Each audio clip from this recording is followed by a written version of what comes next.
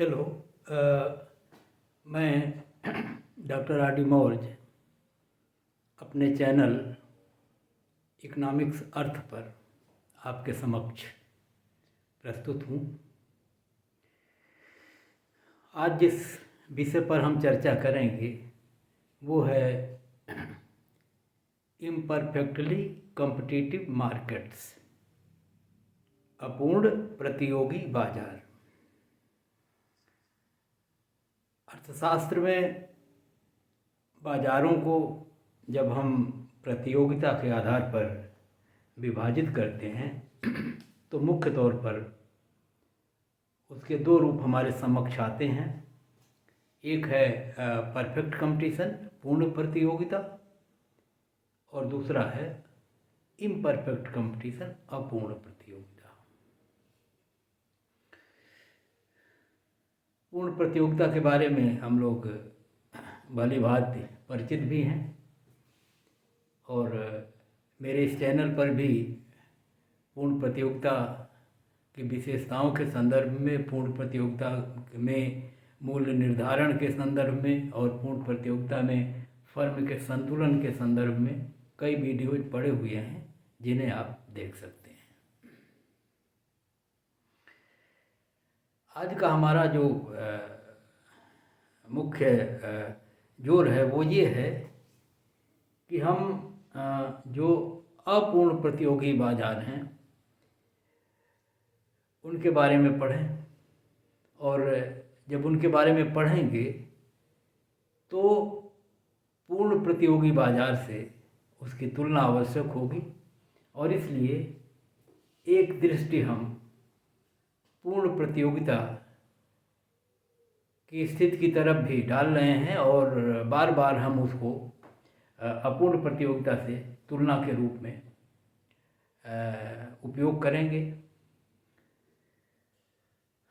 जैसा कि हम जानते हैं, पूर्ण प्रतियोगिता के अंतर्गत क्रेता और विक्रेता दोनों की संख्या बहुत अधिक होती है, और इतनी अधिक कि कुल पूर्ति में एक उत्पादक का अंश लगभग नगण्य होता है। इसी तरह से कुल मांग में एक क्रेता का अंश भी नगण्य होता है, और इस प्रकार से कहा जाता है कि कोई इंडिविजुअल या व्यक्तिगत क्रेता या विक्रेता बाजार की स्थिति को प्रभावित नहीं कर पाता है। दूसरी जो बड़ी विशेषता थी वो ये थी कि पूर्ण प्रतियोगिता में यद्यपि असंख्य फर्में होती हैं, लेकिन वो जो उत्पादन करती हैं वस्तु का, वो सब होमोजीनियस होते हैं, समरूप होते हैं। यहाँ ध्यान रहे, जब बाजार की बात करते हैं, जब उत्पादकों की बात करते हैं, तो इसका मतलब किसी एक वस्तु की बाजार से है और किसी एक वस्तु जो विभिन्न उत्पादक उत्पादित करेंगे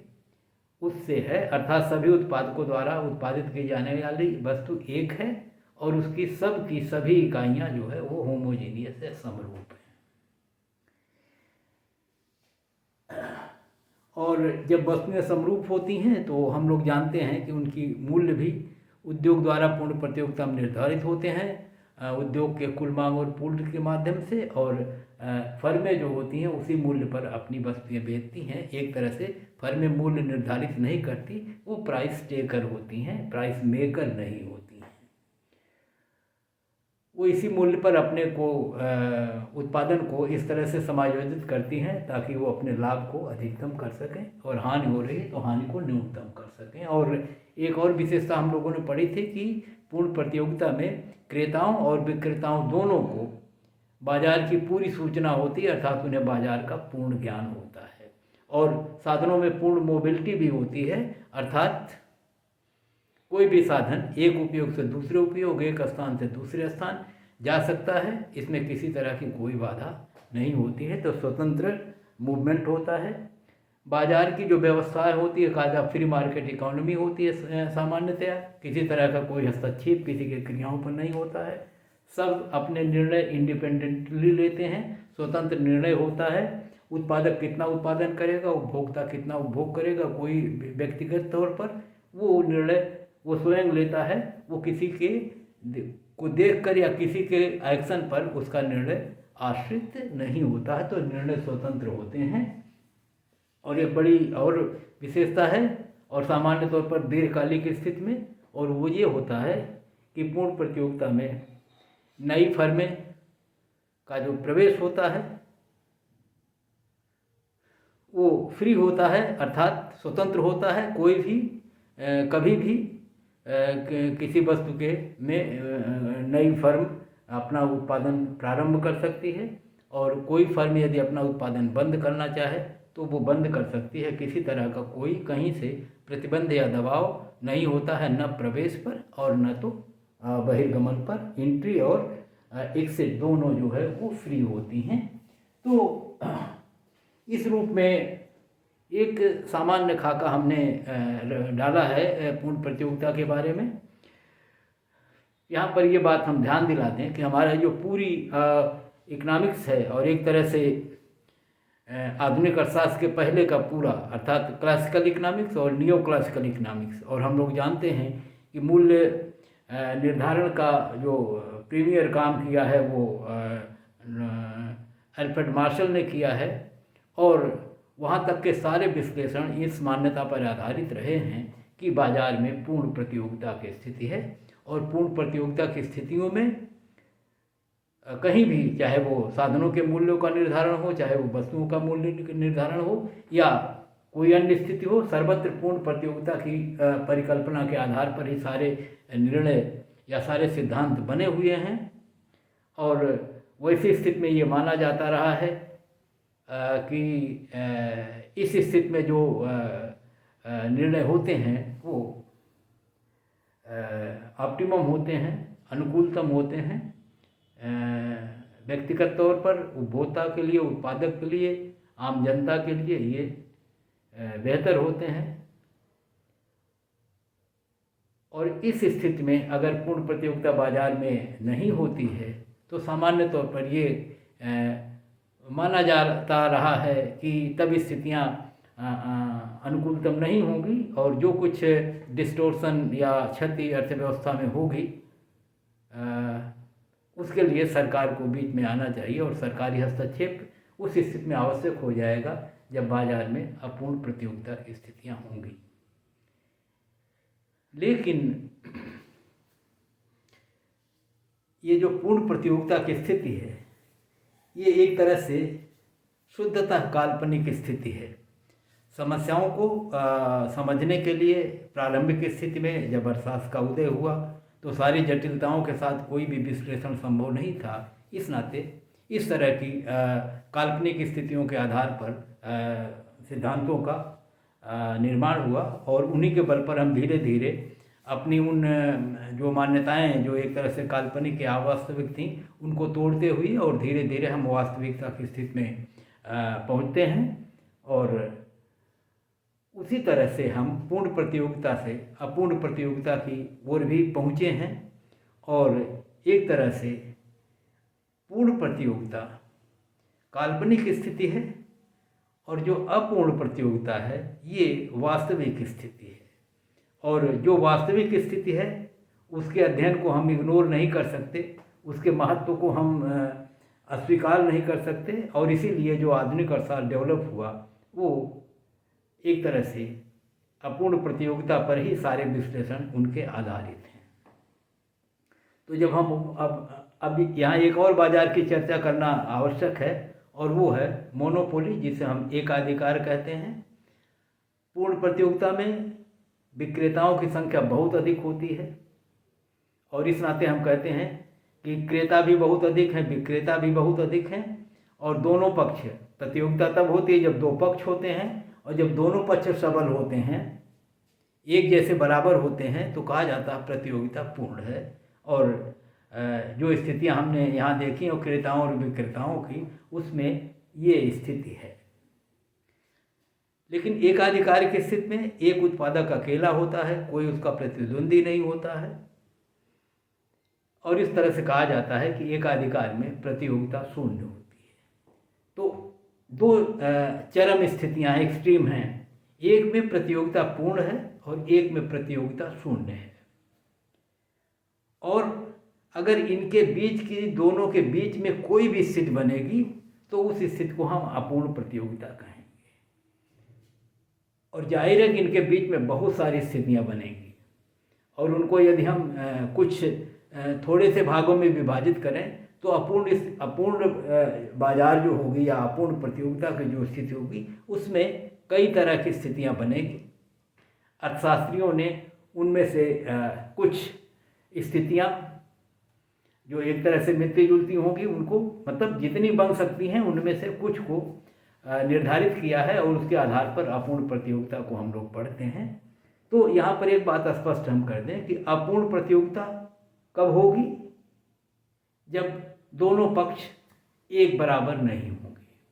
जैसे क्रेता बहुत अधिक हों, विक्रेता थोड़े हों, एक होगा तब तो प्रतियोगिता शून्य होगी।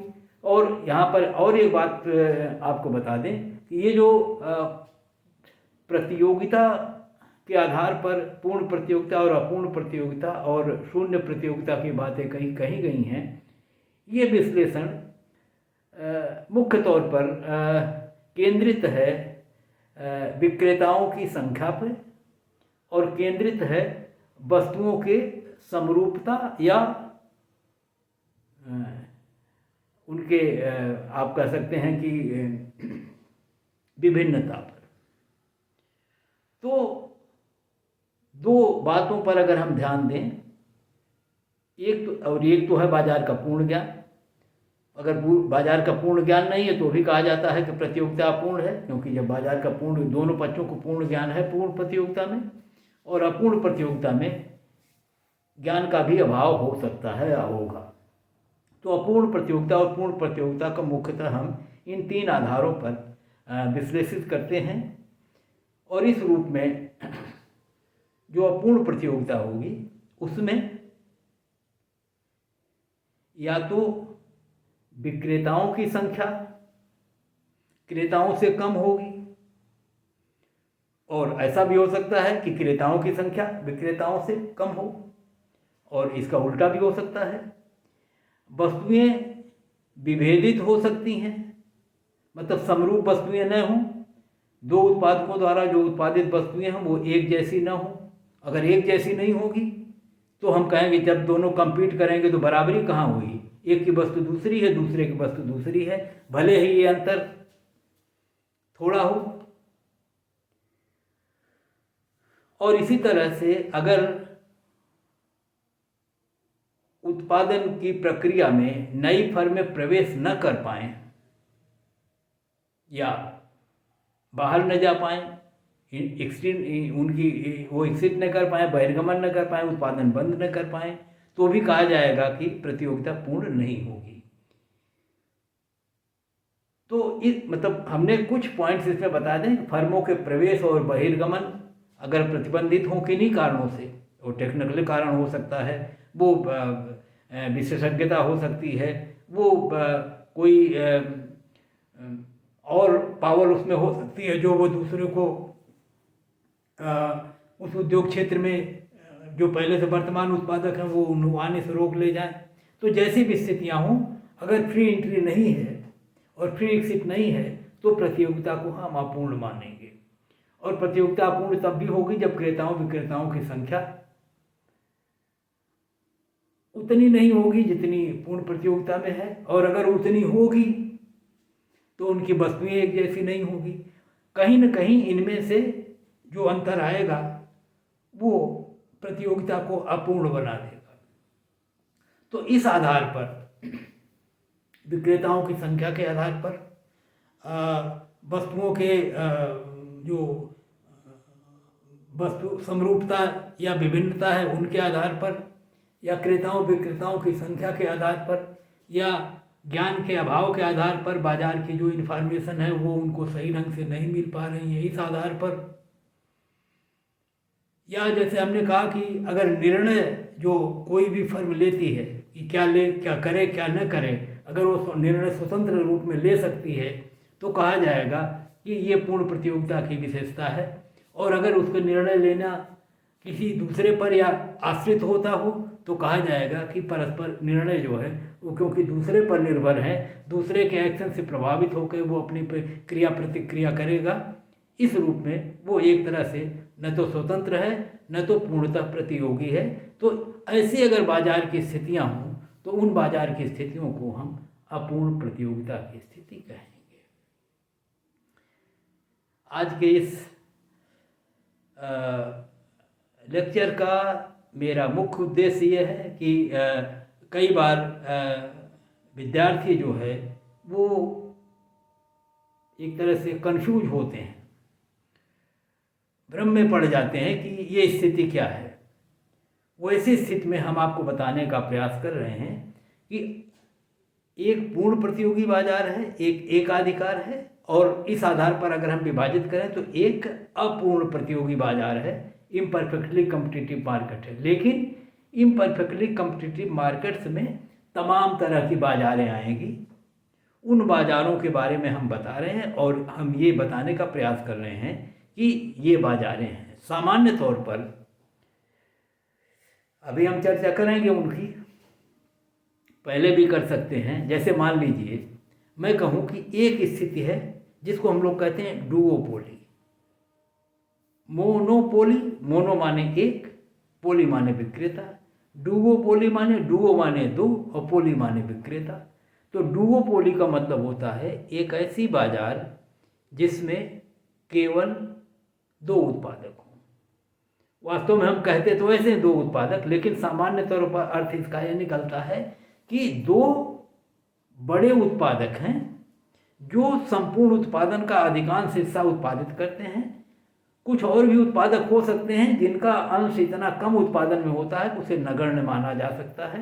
इसलिए सामान्य तौर पर कहा जाता है कि डुओपोली में दो उत्पादक होते हैं, और हम दूसरे रूप में भी कह सकते हैं कि दो बहुत बड़े उत्पादक होते हैं, अन्य उत्पादक लगभग नगण्य होते हैं, यद्यपि वे हो सकते हैं। तो एक वस्तु के दो उत्पादक जब होंगे बाजार में तो हम कहेंगे डुओपोली है, और जब दो होंगे तो वस्तुओं के बेचने की प्रतियोगिता होगी। इस नाते हम कह रहे हैं प्रतियोगिता है। यहाँ पर एक और डुओपोली को भी दो भागों में विभाजित करते हैं अर्थशास्त्री। एक ऐसी बाजार जिसमें दो उत्पादक हैं और दोनों जो वस्तुएं बनाती हैं वो वस्तुएं दोनों बिल्कुल एक जैसी हैं, जैसे पूर्ण प्रतियोगिता में थी। तो वस्तु समरूप है, ये तो पूर्ण प्रतियोगिता की विशेषता हो गई। लेकिन उत्पादक दो हैं, इस नाते प्रतियोगिता हो गई, और प्रतियोगिता पूर्ण नहीं हुई। तो इस नाते ये अपूर्ण प्रतियोगिता का एक उदाहरण है जिसमें दो उत्पादक होंगे और दोनों उत्पादकों की वस्तुएं डिफ्रेंशिएटेड भी हो सकती हैं। डिफ्रेंशिएटेड का मतलब प्रोडक्ट डिफ्रेंशिएशन है, मतलब दोनों एक ही वस्तु का उत्पादन करते हैं लेकिन दोनों की वस्तुओं में थोड़ा सा अंतर है। ये अंतर थोड़ा ही होता है, और कहा जा सकता है कि वस्तुएं क्लोज सब्स्टिट्यूट हो सकती हैं, एक ही आवश्यकता की पूर्ति करेंगी, लगभग एक ही स्तर तक पूर्ति करेंगी, क्वालिटी या गुणवत्ता लगभग बराबर होगी, थोड़ा सा उसमें अंतर होगा। और ये अंतर, इसी अंतर के कारण कुछ उत्पादक इसकी वस्तु खरीदेंगे, कुछ उत्पादक उसकी वस्तु खरीदेंगे, और ये जो होगा उसका अपना तत्व, उसे कहा जाता है एकाधिकार का तत्व। तो एकाधिकार का हल्का अंश उसमें हो सकता है अगर वस्तुएं विभेदित हैं तो, और अगर एक जैसी हैं, समरूप हैं, तब ऐसा नहीं होगा। और क्योंकि यहाँ प्रतियोगिता होगी, और इस प्रतियोगिता को हम लोग अपूर्ण प्रतियोगिता कहेंगे। अपूर्ण इसलिए भी कहेंगे क्योंकि बाजार के बारे में इन दोनों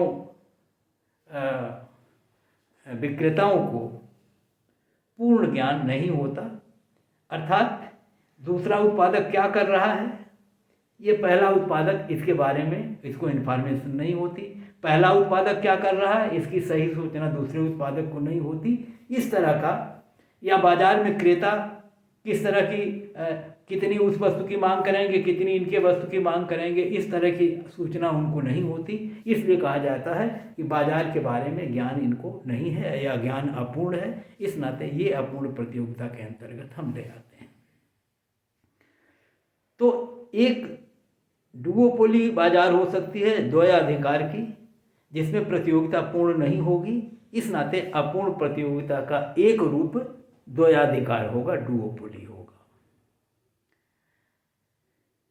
एक दूसरा रूप ओलिगोपोली। ओलिगो माने होता थोड़े, फ्यू, अल्प, और पोली माने विक्रेता। इसका मतलब है कि एक ऐसी बाजार जिसमें विक्रेता थोड़े हों। तो एक तरह से द्वयाधिकार और अल्पाधिकार में केवल इतना अंतर है कि एक में विक्रेता केवल 2 हैं और दूसरे में विक्रेता थोड़े ज़्यादा हैं, और इतने ज़्यादा हैं, बहुत ज़्यादा नहीं हैं कि कुल उत्पादन में एक विक्रेता का अंश सिग्निफिकेंट होता, सार्थक होता है। अर्थात वो उत्पादन संबंधी कोई भी अगर निर्णय लेता है, उत्पादन को घटाता या बढ़ाता है, तो कुल उत्पादन पर, कीमत पर इसके असर पड़ेंगे। इस मामले में जो है वो सिग्निफिकेंट है, उसका योगदान महत्वपूर्ण है। और यदि ऐसा हो कि एक उत्पादक के निर्णय का दूसरे उत्पादक पर असर पड़ता हो, कुल उत्पादन पर, कीमत पर असर पड़ता हो, तो इस निर्णय का असर दूसरे उत्पादकों पर भी पड़ेगा जो कुछ और हैं। और इस प्रकार जब एक उत्पादक कोई निर्णय लेता है तो इसका असर दूसरे उत्पादक पर भी पड़ता है, और इस नाते उसके रिएक्शन में या उसकी प्रतिक्रिया में वो भी निर्णय अपने बदलता है। और इस प्रकार से यहाँ पर जो निर्णय होते हैं वो परस्पर आश्रित होते हैं एक दूसरे पर। पूर्ण प्रतियोगिता के लिए आवश्यक है कि सबके निर्णय, डिसीजन स्वतंत्र हों, किसी दूसरे पर आश्रित न हों। और जब ये निर्णय दूसरे पर आश्रित होगा तो हम कहेंगे ये प्रतियोगिता पूर्ण नहीं है, क्योंकि हर आदमी, हर उत्पादक जो है, फर्म स्वतंत्र निर्णय लेने में असमर्थ है, उसके निर्णय दूसरे के निर्णय पर आश्रित है। यहाँ भी 2 तरह की अवधारणाएं हैं। एक ऐसी ओलिगोपोली जिसमें सभी उत्पादकों की वस्तुएं समरूप एक जैसी होती हैं। एक ऐसी अल्पाधिकार की स्थिति जिसमें उनके द्वारा उत्पादित वस्तुएं लगभग निकट स्थानापन्न होती हैं, मतलब समरूपता जैसी स्थिति होती है, लेकिन उनमें अंतर होता है, और जो अंतर होता है वो वही उनका एकाधिकार का तत्व है उस बाजार में। और क्योंकि एकाधिकार की स्थिति भी है कुछ, और प्रतियोगिता की भी स्थिति है, और इस नाते ये दोनों का मिला जुला रूप है। न तो पूर्ण प्रतियोगिता है, न तो एकाधिकार है, और इस नाते हम कहते हैं ये प्रतियोगिता अपूर्ण प्रतियोगिता की स्थिति है। तो अपूर्ण प्रतियोगिता में 2 स्थितियां हैं। एक और हम चर्चा कर दें कि जो ओलिगोपोली होती है उसमें जो कंपटीशन होता है वो नॉन प्राइस कंपटीशन होता है। अर्थात ये मूल्य के लिए प्रतियोगिता नहीं करते। मूल्य तो लगभग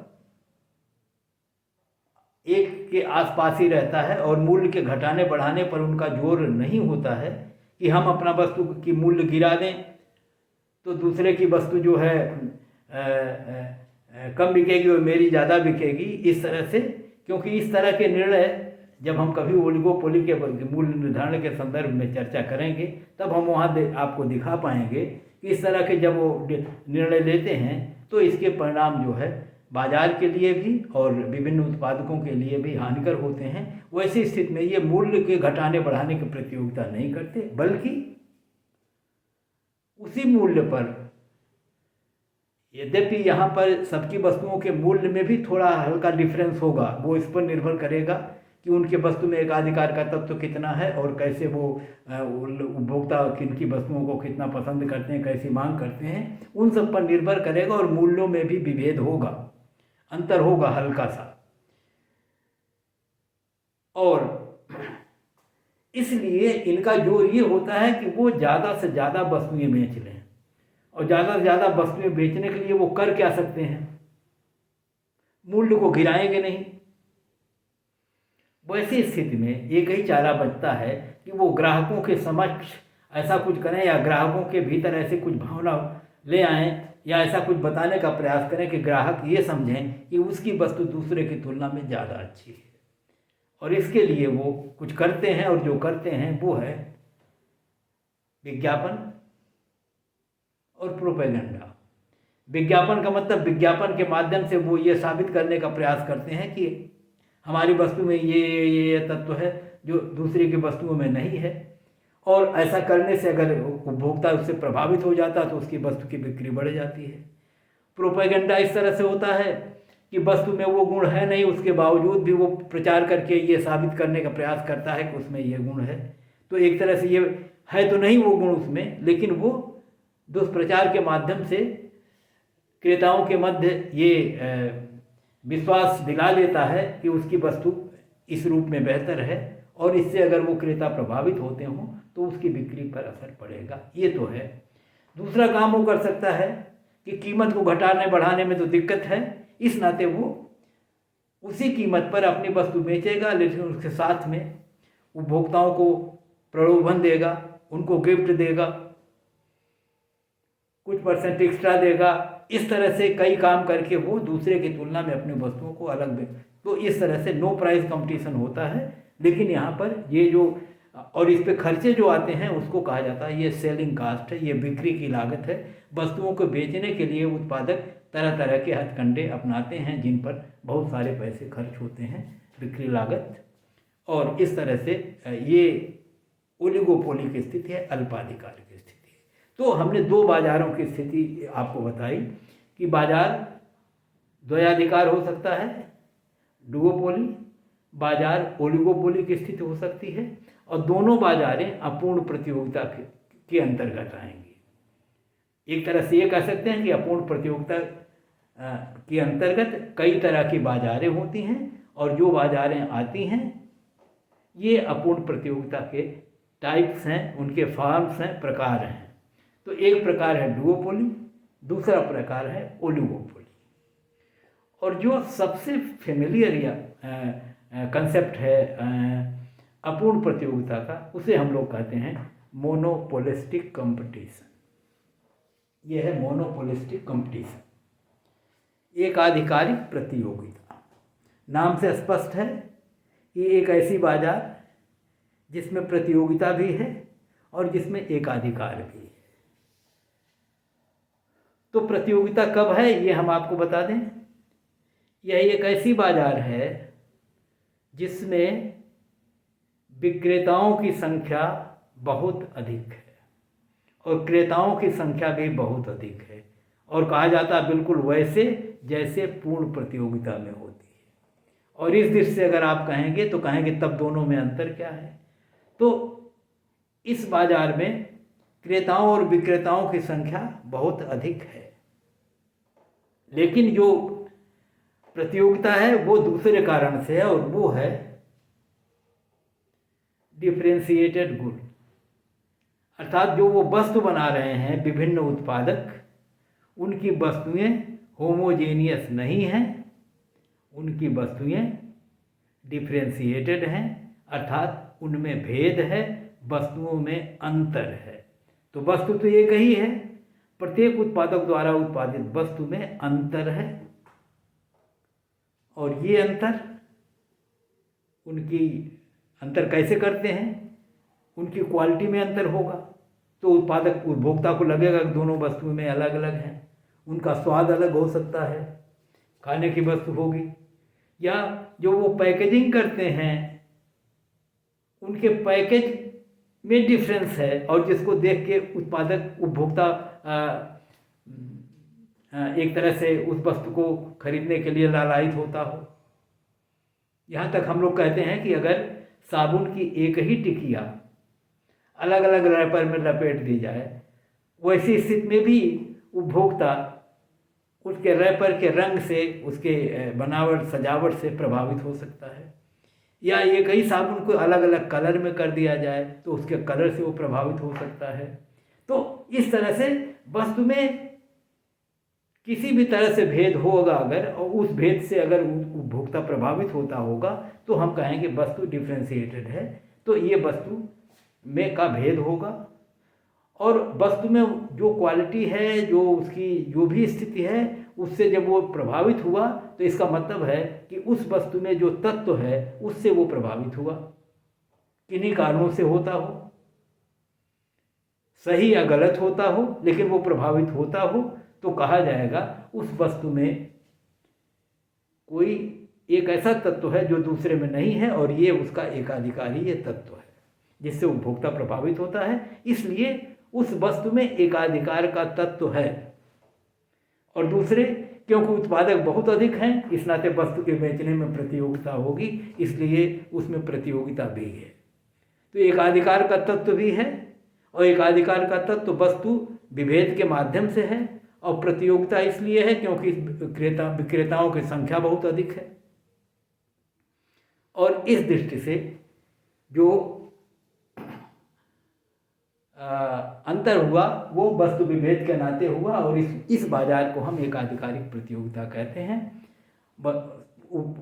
क्रेताओं की संख्या, विक्रेताओं की संख्या बहुत होती है, एक उत्पादक का कुल उत्पादन में अंश बहुत कम होता है, इस नाते दूसरा उत्पादक क्या करता है, इसका असर दूसरे पर नहीं पड़ता, क्योंकि एक का अंशदान इतना कम है कि चाहे जो कुछ भी करे, कुल उत्पादन, कुल मांग पर, कुल बाजार पर उसका कोई प्रभाव नहीं पड़ता। इस नाते यहाँ एक के निर्णय से दूसरा प्रभावित नहीं होता। तो पूर्ण प्रतियोगिता जैसी स्थिति होती है, निर्णय वो स्वतंत्र रूप से लेते हैं।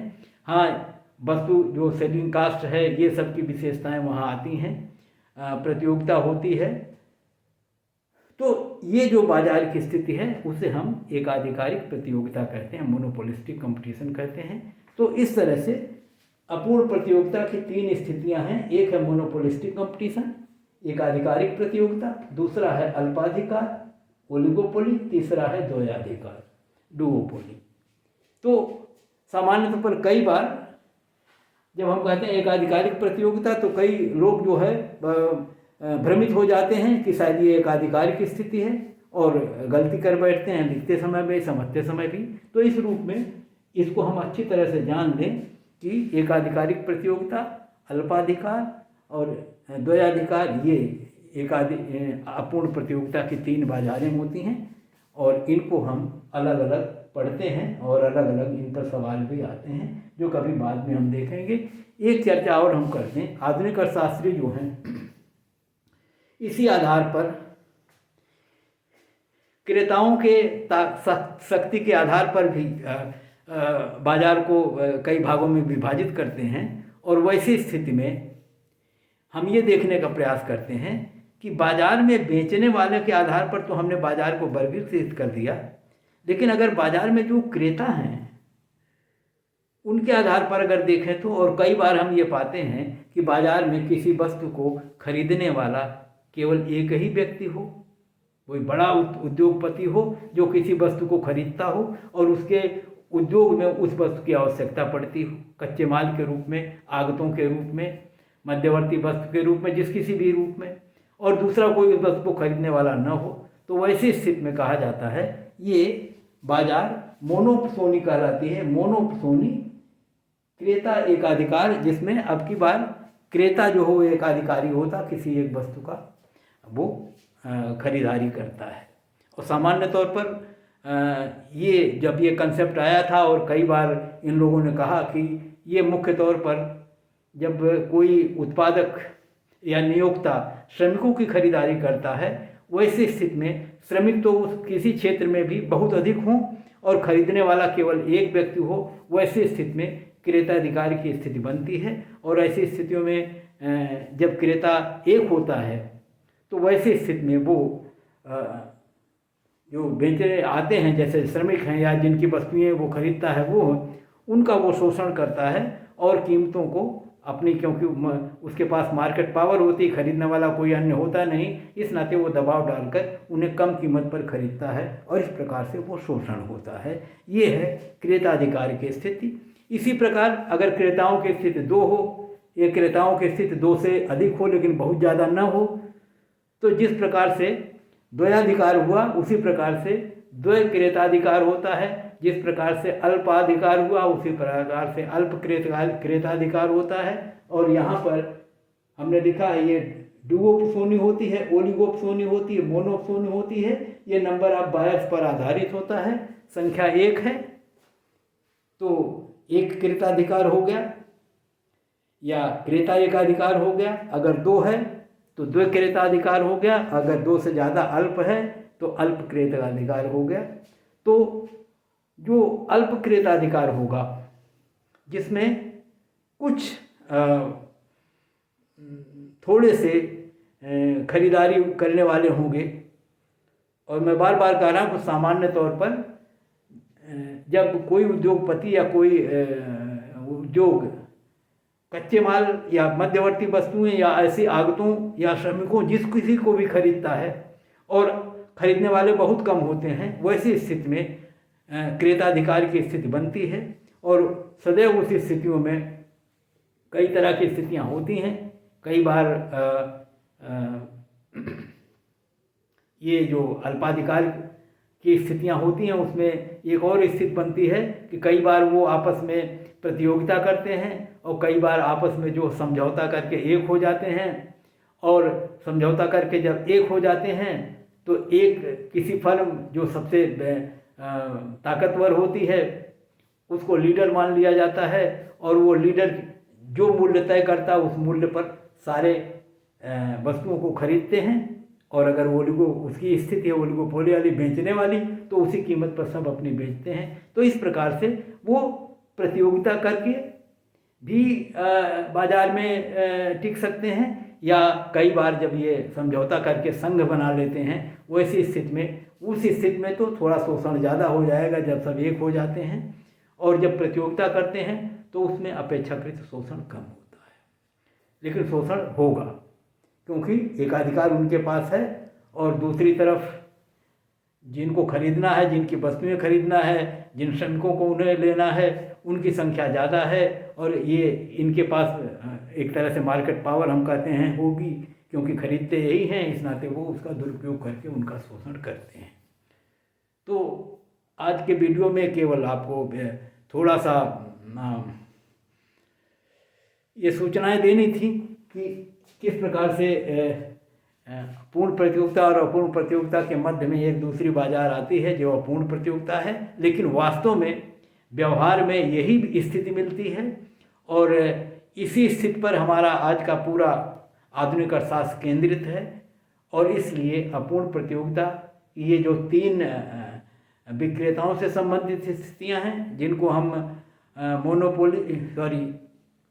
डुओपोली, ओलिगोपोली और मोनोपोलिस्टिक कंपटीशन कह रहे हैं, और जो क्रेता से संबंधित मोनोपोसोनी है, डुओपोसोनी है और ओलिगोपोसोनी है, उन पर केंद्रित है। और हमें विश्वास है कि इसके बाद आप इन बाज़ारों की स्थितियों के बारे में भ्रमित नहीं होंगे, और जब कभी भी उनके कंपटीशन या उनकी संख्या इन सबको ध्यान में रखेंगे तो ये आपको ध्यान रहे।